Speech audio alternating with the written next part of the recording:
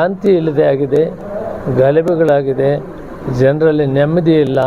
ಆ ನೆಮ್ಮದಿಯನ್ನು ತರೋದಕ್ಕೆ ಕಾಂಗ್ರೆಸ್ ಅನಿವಾರ್ಯವಾಗಿ ಮತ್ತೆ ಬರಬೇಕಾಗಿರುವಂಥ ಸಂದರ್ಭ ಬಂದಿದೆ.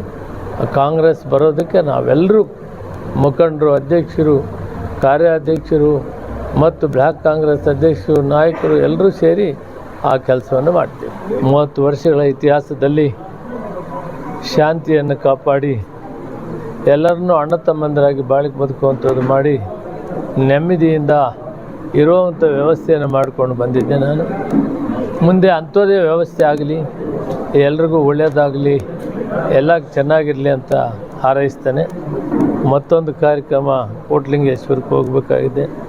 ವಿಶೇಷವಾಗಿ ಮಾಧ್ಯಮ ಮಿತ್ರರು ಸಂಪೂರ್ಣವಾಗಿ ನಮಗೆ ಎಲ್ಲ ವಿಷಯಗಳಲ್ಲೂ ಸಹಕರಿಸಿದ್ದೀರಿ. ಬಹುತೇಕ ನಿಮ್ಮ ಶಕ್ತಿನೇ ನಮಗೆ ಸಾಕಷ್ಟು ಸಹಾಯ ಆಗಿದೆ.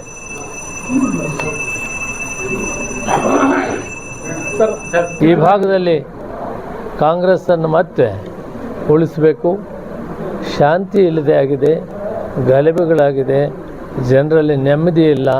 ಆ ನೆಮ್ಮದಿಯನ್ನು ತರೋದಕ್ಕೆ ಕಾಂಗ್ರೆಸ್ ಅನಿವಾರ್ಯವಾಗಿ ಮತ್ತೆ ಬರಬೇಕಾಗಿರುವಂಥ ಸಂದರ್ಭ ಬಂದಿದೆ.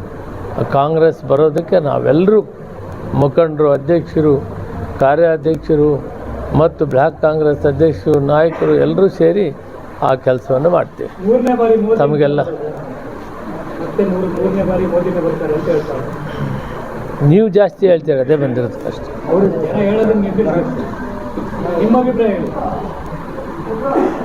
ಸಮ್ಮಿಶ್ರ ಸರ್ಕಾರ ಬರ್ತದೆ. ಕಾಂಗ್ರೆಸ್ ಪಕ್ಷ ಇದರಲ್ಲಿ ಮಹತ್ವದ ಪಾತ್ರವನ್ನು ವಹಿಸ್ತದೆ. ಜಾತ್ಯತೀತ ವ್ಯವಸ್ಥೆ ಈ ದೇಶದಲ್ಲಿ ಉಳಿಬೇಕಾಗ್ತದೆ. ಗಾಂಧೀಜಿಯವರ ಕನಸು ನನಸು ಮಾಡಬೇಕಾಗ್ತದೆ. ಎಲ್ಲ ಧರ್ಮಗಳನ್ನು ರಕ್ಷಣೆ ಮಾಡಬೇಕಾಗ್ತದೆ. ಸಂವಿಧಾನವನ್ನು ರಕ್ಷಣೆ ಮಾಡಬೇಕಾಗ್ತದೆ. ಬಾಬಾ ಸಾಹೇಬ್ ಅಂಬೇಡ್ಕರ್ ಅವರು ಬರೆದಿರುವ ಸಂವಿಧಾನದಲ್ಲಿ ಪ್ರತಿಯೊಬ್ಬ ಪ್ರಜೆಗೂ ಹಿಂದೂ